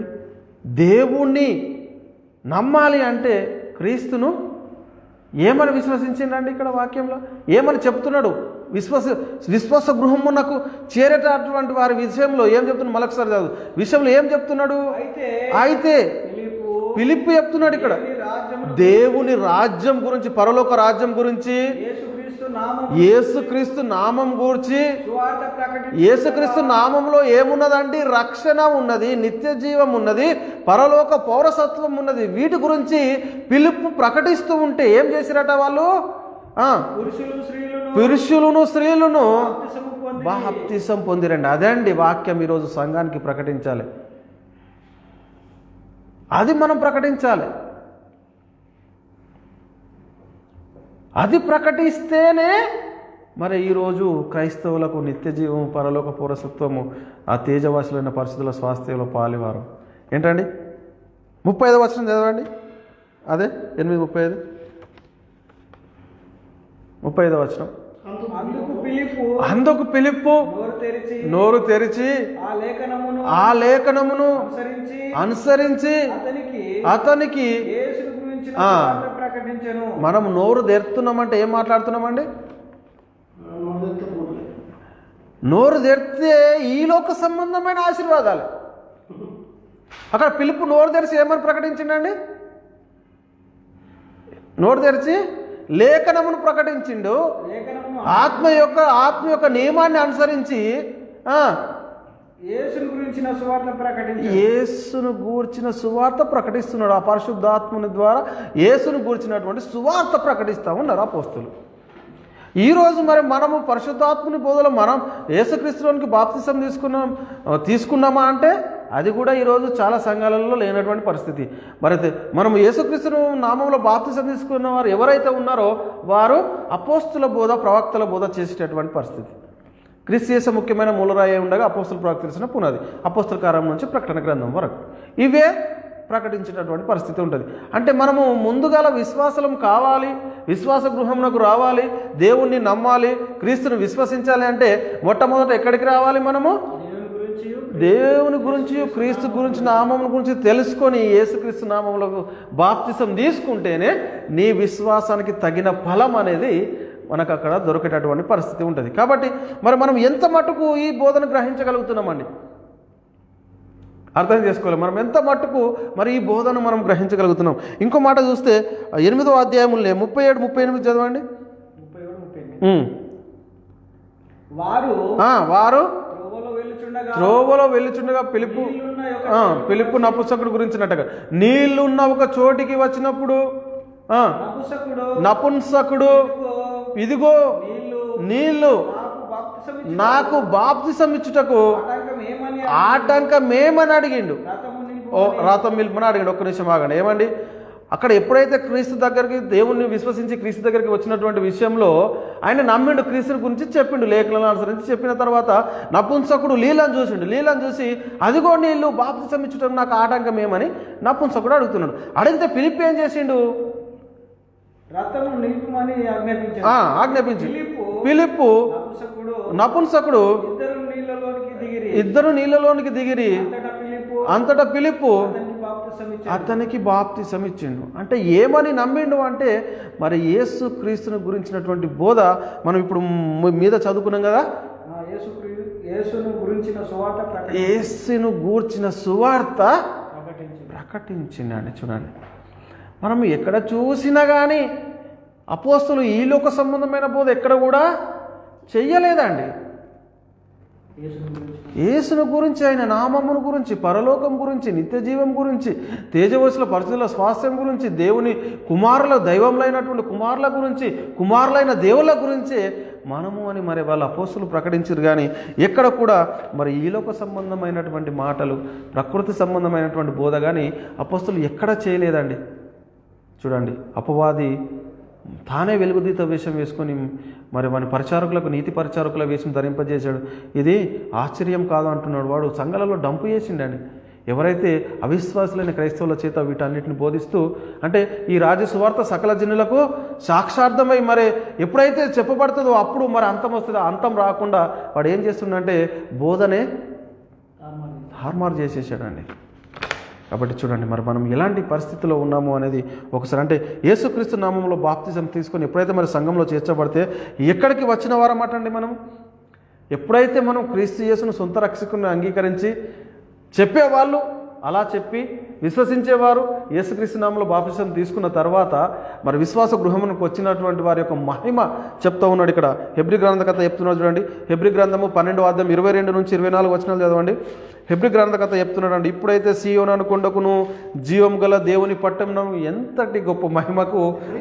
హెబ్రీ 12:22 నుంచి 24 వచనాలు. ఇప్పుడైతే సీయోను కొండకును జీవము గల, ఎక్కడికంటే జీవము గల దేవుని పట్టణమునకును, అనగా పరలోకపు యెరూషలేమునకును వేవేల కొలది దేవదూతల యొద్దకును పరలోకమందు రాయబడి ఉన్న, ఎక్కడండి, ఎక్కడ చేర్చబడుతున్నాం? పరలోకమందు ఉన్న రాయబడినటువంటి జ్యేష్ఠుల సంఘము కొరకు, వారి మహోత్సవమునకును, ఎక్కడికంటే అందరి న్యాయాధిపతి అయిన దేవుని యొద్దకును పరిపూర్ణ సిద్ధి పొందిన ఎక్కడికండి నీతిమంతులతో సహవాసం కలిగేటటువంటి పరిస్థితి, నీతిమంతుల ఆత్మల యొద్దకును కొత్త నిబంధనకు మధ్యవర్తి అయిన, అక్కడ కొత్త నిబంధనకు మధ్యవర్తి అయిన యేసు వద్దకు రావాలి అంటే మరి మనం ఏం వినాలి ఏంటండి? ఏం వింటే మనం కొత్త నిబంధనకు మధ్యవర్తి అయిన యేసు దగ్గరికి వస్తాం అనేది ఒకసారి మనం గ్రహించుకున్నాం. కొత్త నిబంధనకు మధ్యవర్తి అయిన యేసు నొద్దనకును హేబేలు కంటే మరి శ్రేష్టంగా పలుకు ప్రోక్షణ రక్తమునకును మీరు వచ్చి ఉన్నారు. చూడండి, ఎంతటి మహిమలోనికి ఈరోజు దేవుడు ఆత్మలో ఆయన ఆత్మలో మనం పాలు పొందుతున్నామంటే చూడండి ఎప్పుడైతే సంఘంలో యేసుక్రీస్తు నామంలో బాప్తిసం తీసుకొని చేర్చబడితే ఇంతటి గొప్ప మహిమ ఈ విశ్వాస గృహమునకు వచ్చిన ఎడల మనము మేలు చేసిన వారము. దేవుని దయా సంకల్పం బట్టి మనం అందరం ఇప్పుడు ఎక్కడ చేర్చబడిన వారమండి? ఎక్కడ చేర్చబడిన వారము? ఇప్పుడు ఈ వారి దాకా మీరు ఏదైతే చదివారో అదంతా అక్కడ చేర్చబడినటువంటి వారం మన సంఘం. అంటే మనము ఏం కలిగి ఉన్నాము? రక్షణ అనే స్థిరస్థానమును మనము కలిగి ఉన్నాము. అంటే ఆత్మలో పాలు పంపులు మనము అంటే యేసుక్రీస్తు నామంలో బాప్తిసం తీసుకొని సంఘంలో చేర్చబడ్డాము.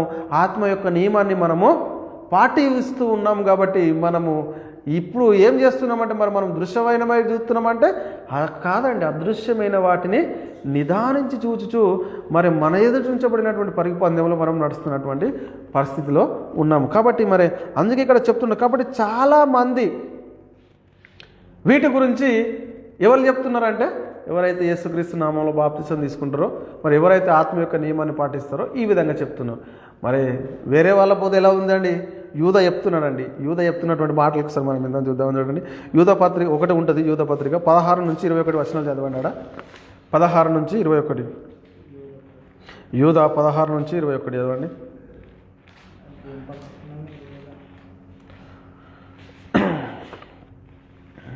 తీసారా? తీయాలా? వారు తమ దురాశల చొప్పున ఏం చేస్తారంటే వారు తమ దురాశల చొప్పున నడుచుచ్చు ఈలోక సంబంధమైన లాభము నిమిత్తం. అయ్యా నీకు ఈలోక సంబంధమైన ఇస్తారంటే నీ గల్ల ఫుల్లు అంటే లాభము నిమిత్తము మనుషులను ఏం చేస్తారట వీళ్ళు? ఉప్పొంగ చేస్తున్నారు, కొడియాడుతున్నారు. మీరు 10 రూపాయలు ఇస్తే మీకు 100 రూపాయలు ఇస్తాడండి. ఏం చేస్తున్నారు వీళ్ళు? ఉప్పొంగుచు మీరు దేవుడు మీకు 10 రూపాయలు ఇచ్చిస్తే మీకు దేవుడు 100 రూపాయలు ఇచ్చేస్తాడు. వాళ్ళని ఏం చేస్తారట? కొనియాడుతున్నారట. కొనియాడుతూ ఇంకా ఇయ్యకపోతే ఏం చేస్తున్నారట? వాళ్ళు సనుగుతున్నారు. అర్థమవుతుందా అండి? తమ గతి రేపు ఏమవుతుందో మేము ఈరోజు పైసలు సంపాదించుకోకపోతే ఏంటండి? మేము ఒక నిమిషం ఆగండి. ఈరోజు మరి మీరు మాకు ఇవ్వకపోతే మరి మా గతి ఏమవుతుందని సనుక్కుంటూ వాళ్ళని నిందించేవారై ఉన్నారు. ఇంకా ఏం చేస్తున్నాడు? వారి నోరు పరిశుద్ధాత్మని బోధిస్తుందా అంటే ఎంత మాత్రము లేదట. ఏం చేస్తున్నట? వాళ్ళ నోరు డంబమైన మాటలు మాట్లాడుతున్నదట. అయితే ప్రియులారా, అక్కడ ఒక మాట చెప్తున్నాడు. అయితే ప్రియులారా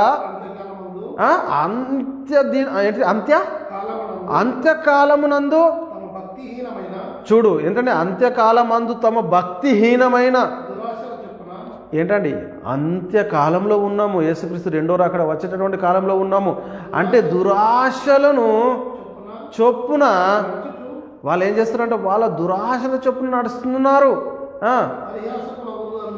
పర్యాసకులు ఉందురని మన ప్రభువైన యేసుక్రీస్తు అపోస్తులను పూర్వమందు మీతో చెప్పిన మాటలు ఆగండి ఒక్క నిమిషం అక్కడికండి. ఏం చెప్పిండండి? అపోస్తులు ప్రవక్తలు మీతో చెప్పిన మాటలు ఏం చేయాలట? యేసుక్రీస్తు వారు చెప్పిన మాటలు జ్ఞాపకం చేసుకోవాలి. మీరు ఎందుకోసం చెప్తున్నారు ఈ మాటలు? ఈలోక సంబంధమైనటువంటి విషయాల్లో లాభం కోసము ఏం చేస్తున్నారు? లాభం కోసము వాళ్ళను వాటినే మనుషులను సంతోషపెట్టేటటువంటి విషయాల్లో చెబుతూ మరి ఇంకా వాళ్ళ మీద సనుక్కుంటున్నారట. ఇవి ఇవ్వకపోతే దశమ మనం ఎందుకంటే కానీ ఇవన్నిటిని ఇవ్వకపోతే ఏం చేస్తున్నారట? వారి మీద సనుగుతూ మరి ఇంకా వాళ్ళు చింతిస్తున్నారట. ఎందుకు వాళ్ళ చింత అంటే మరి రేపు ఏమవుతుందో పరిస్థితి. వాళ్ళని నిందిస్తున్నారు. ఇవ్వకపోతే మీరు ఇస్తారా? ఇవ్వాలా? ఇవ్వకపోతే మరి మీకు పరిస్థితి వేరే ఉంటుంది. మీరు 100 ఇచ్చిరనుకో మీకు 200 వస్తాయి, 300 ఇచ్చిరనుకో 600 వస్తాయి. అంటే మీరు అక్కడ డబుల్ ఏంటండి? ఇదేనా అండి క్రీస్తులో మనకి ఇచ్చేది? ఏంటండి? నేను చెప్తలేవండి. యూదా గారు మొదటి శతాబ్ద కాలంలో చెప్తున్నా. ఏం చెప్తున్నారండి ఇవన్నీ? అందుకే మీరు జ్ఞాపకం చేసుకోరు. మేము చెప్పిన మరి ప్రవక్తలు వాళ్ళు చెప్పినటువంటి మాటలు మీరు జ్ఞాపకం చేసుకోరయ్యా అని ఒకసారి మనకు ఇట్లా మేలుకొల్పుతున్నాడు. మరి మనం ఎలాంటి పరిస్థితిలో ఉన్నాము? వాక్యం అయిపోయిందా? 24 వరకు అయిపోయింది. అందుకే ఎంత ఇంకా చదవండి. మనం 20 వచనాలు చెప్పినా కదా, నేను 21 వచనం చెప్పిన. ఇంకా చదవండి. అట్టివారు 21 వరకు చదవండి. ప్రకృతి సంబంధులు ఏం చేశారంటే అట్టివారు ప్రకృతి సంబంధులను ఆత్మ లేని వారై ఆత్మ లేని వారై ఉండి భేదములు కలగజేయుచున్నారు. అంటే అట్టివారు ప్రకృతి సంబంధమైన వారు ఉన్నారు, ఆత్మ లేని వారై ఉన్నారు. ఇంకేం చేస్తారట? భేదములు. ఎస్ ప్రియులారా, అది మీరు విశ్వసించు అతి పరిశుద్ధమైన దాని మీద మిమ్మును మీరు కట్టుకొనుచు పరిశుద్ధాత్మతో ప్రార్థన చేయుచు నిత్య జీవార్థమైన మన ప్రభువైన యేసుక్రీస్తు కనికరము కొరకు కనిపెట్టుచు దేవుని ప్రేమలో నిలిచినట్లు కాచుకొని ఉండాలి. చూడండి ఎలా ఉండాలట మనము. మరి యేసుక్రీస్తు రెండో రాకడ రాబోతున్నాడండి. కాబట్టి మనము వీటన్నిటి విషయంలో మనం చాలా జాగ్రత్త కలిగి ఉండాలి. ఇవి మీరు ట్రిక్కులు పెట్టుకోరు, ఈ వచనం ట్రిక్కులు పెట్టుకొని మళ్ళొకసారి వాక్యం అయిపోయాక చదువుకోరు, మీకు మంచిగా క్లుప్తంగా అర్థమవుతుంది.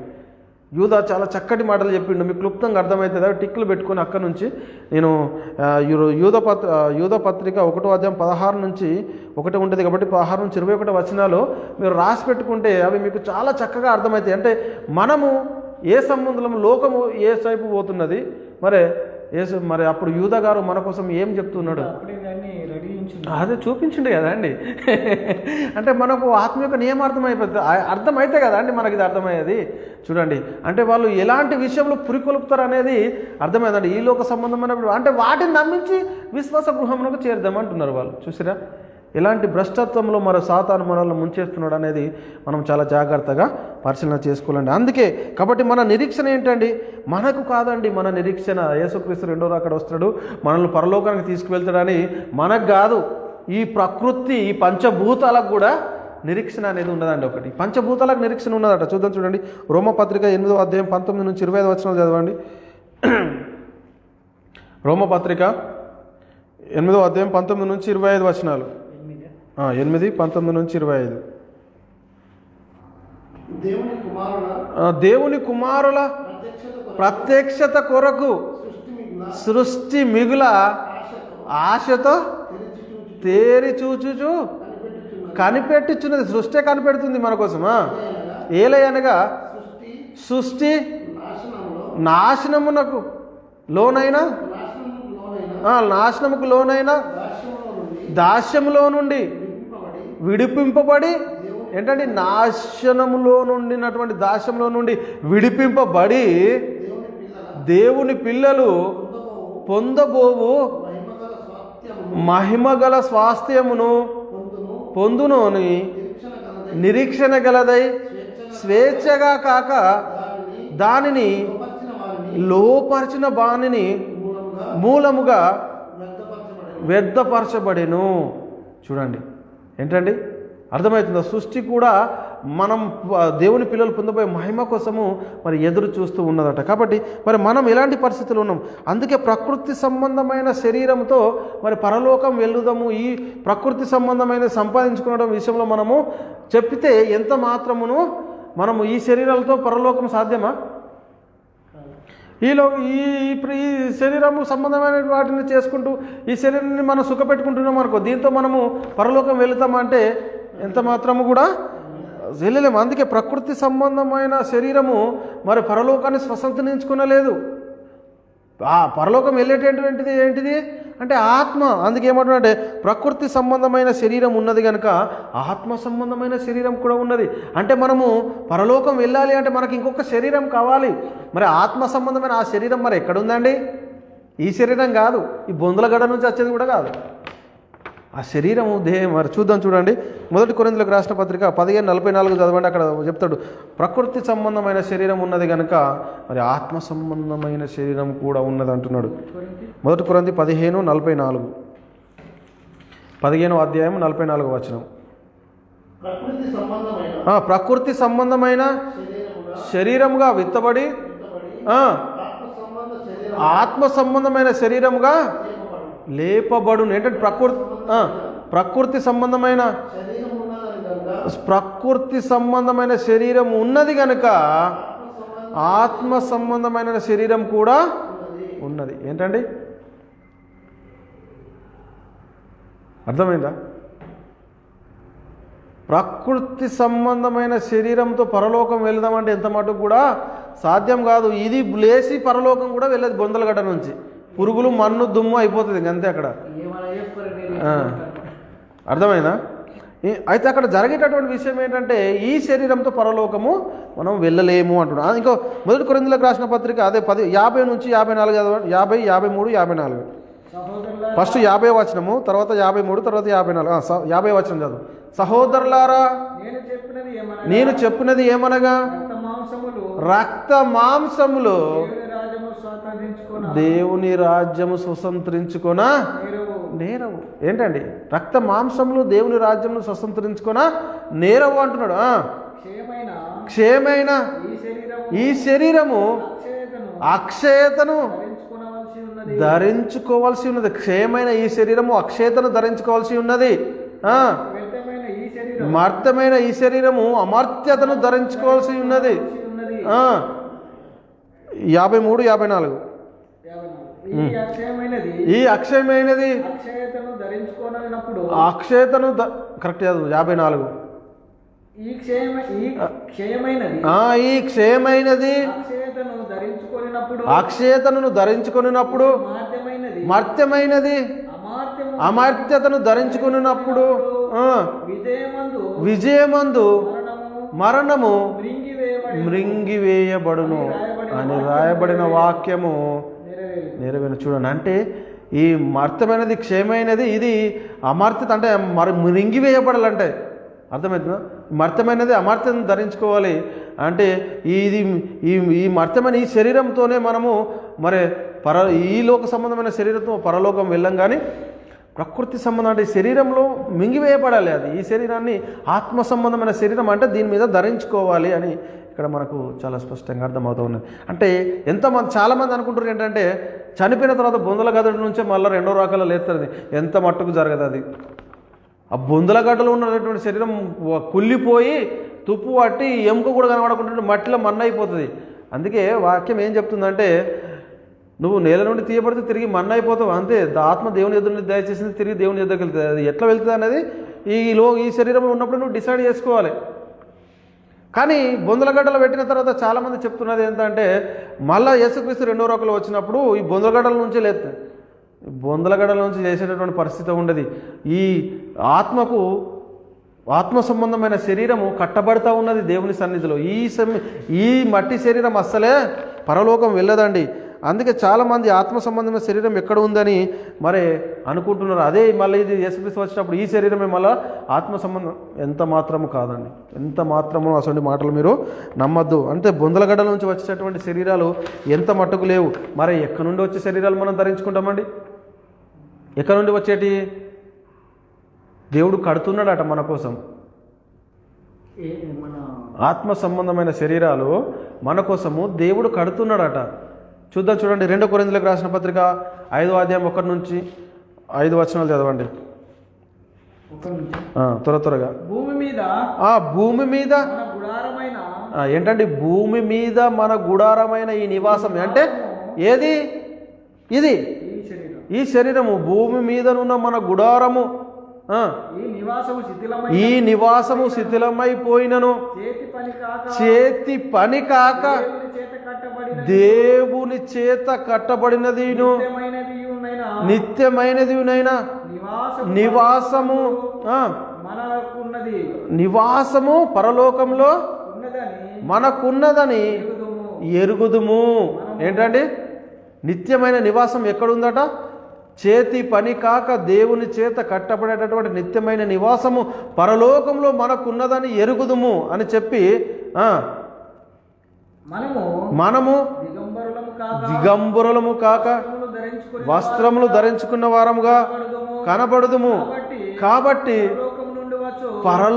ఎక్కడి నుండి వస్తుందట? పరలోకము నుండి వచ్చు మన నివాసము దీనిపైన ధరించుకొన అపేక్షించు దీనిలో మూలుగుచున్నావు. ఏంటంటే పరలోకం నుండి వచ్చేటటువంటి ఆ నిత్యమైన నివాసము, దేవునితో యుగ యుగాలు బతికేటటువంటి మరి యొక్క శరీరము, దీన్ని మింగివేయాలి, దీనిపైన మనము ధరించుకోవాలని మనలో మనమే మూలుగుతున్నాం. ఈ బొందల గడ్డల నుంచి రేసి రాదు.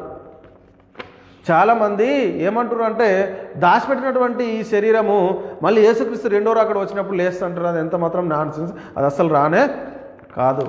ఏంటట ఏమవుతుంది అక్కడ? ఏమవుతుందండి? పరలోకం నుండి వచ్చేటటువంటి నివాసము, చేతి పని కాక దేవుని చేత కట్టబడేటటువంటి నిత్యమైన నివాసము పరలోకంలో మనకుంది అని ఎరుగుదము.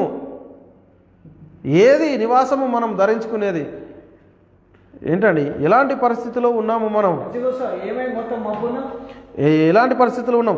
కాబట్టి మరి మనము ఏం చెప్పాలండి? ఏం చెప్పి విశ్వాస గృహమునకు మరి వచ్చిన వారి ఎడల మనం మేలు చేసిన వారం అవుతాం? ఏంటండి ఏం చెప్తే మీరు మరి ఏం చేయాలండి? క్రీస్తుని గురించి చెప్పాలి, మరి క్రీస్తుని గురించే చెప్పాలి అంతే. వినుట ద్వారా విశ్వాసం కలుగును, వినుట క్రీస్తుని గురించిన మాట వలన కలుగును. ఆయన కోసమే చెప్పాలి. మనం ఎక్కడ చూసినా అపోస్తులు ప్రవక్తలు ఎక్కడ చూసినా కానీ మరి ఏం చెప్పారు?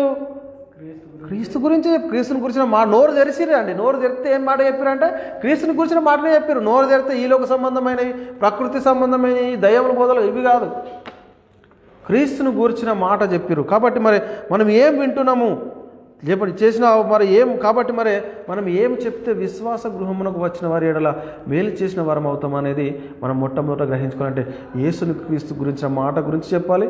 దేవుని యందు ఎందుకు విశ్వాసం ఉంచుతున్నావో చెప్పాలి. యేసుక్రీస్తుని నమ్ముకుంటే నీకు ఏం అవుతుందో చెప్పాలి. ఈలోక సంబంధమైనవి కావు, ఈలోక సంబంధమైనవి రావు. వారి స్థితిని బట్టి దేవుడు వాళ్ళ వాళ్ళ స్థితిని బట్టి మనల్ని నడిపిస్తూ ఉంటాడు, జీవింపజేస్తూ ఉంటాడు. అందుకే యేసుక్రీస్తు సమస్తం మరి దేవుడు యేసుక్రీస్తే చెప్పిండు మన కోసం. ఆయనే అన్ని చింతిస్తున్నాడు. మీ చింత యావత్తు ఆయన పైన ఏంటంటే మనం ఇంకా వేటి కోటం లెంగుతున్నామో ఏం చేస్తున్నామో మనది మనకే అర్థం కానటువంటి పరిస్థితుల్లో ఈరోజు చాలామంది ఉన్నారు. అందుకే కాబట్టి మనల్ని మనం ఒకసారి పరిశీలన చేసుకోవాలి. మనం వింటున్నటువంటి బోధ విశ్వాస గృహమునకు వచ్చేవారు, విశ్వాస గృహమునకు మరి చేర్పించేవారు ఏం చెప్తున్నారు, మరి వినేవారు ఏం వింటున్నారండి అంటే ఇద్దరు గమనించాలి. అర్థమైందా అండి? ఒక్కళ్ళు గమనించి ఒక్కళ్ళు గమనించకపోయినా అర్థం కాదు. మరి నీకు నిత్య జీవం అనేది లేదు. అర్థమవుతుందా అండి? చెప్పేవారు ఏం చెప్తురో వాళ్ళు గమనించుకోవాలి, వినేవారు మరి వాళ్ళు ఏం చెప్తురని వీళ్ళు అంటే బెరే విశ్వాసులు మనకు అదుకుందా? బెరే విశ్వాసులు పౌలు శిలలు ప్రకటిస్తూ ఉంటే అనుదినము లేఖనములను అలాగూ ఉన్నవో లేవు అని పరిశోధిస్తూ వచ్చిరట. ఎందుకు? పరిశుద్ధాత్మ ద్వారా నడిపిస్తున్నటువంటి ఆ క్రమంలోనే ఆ కాలంలోనే వాళ్ళు చెప్పినటువంటి మాటలు మరి లేఖనాలు అలా ఉన్నాయో లేవని చూస్తున్నారట. మరి మన విశ్వాసం ఎలా ఉంది గమనించుకోవాలి. అందుకే మీరు వేటి విషయంలో ఈరోజు చాలామంది ఏంటి దాన్ని దృష్టి ఉంచుతున్నారట. చాలామంది వాటినే చూస్తున్నారు, మరి దాని గురించే చెప్తున్నారు. ఈ దృశ్యమైన వాటి గురించి అంటే అందుకే పండుగలు ఉపవాసాలు ఇవన్నీ చేస్తున్నారట. గల్తీలకు రాసిన పత్రిక 4:10 చెప్తే అక్కడ అపోస్తులైన పౌలు గల్తీ సంఘానికి రాస్తూ చెప్తున్నటువంటి ఒక మాట చదవడం చూడండి. గల్తీ 4:10 ముగించుకుందాం. ఇంకో 2 వచనాలు ఉన్నాయి, తొందరగా చదవండి. ఏం చేస్తారట? మీరు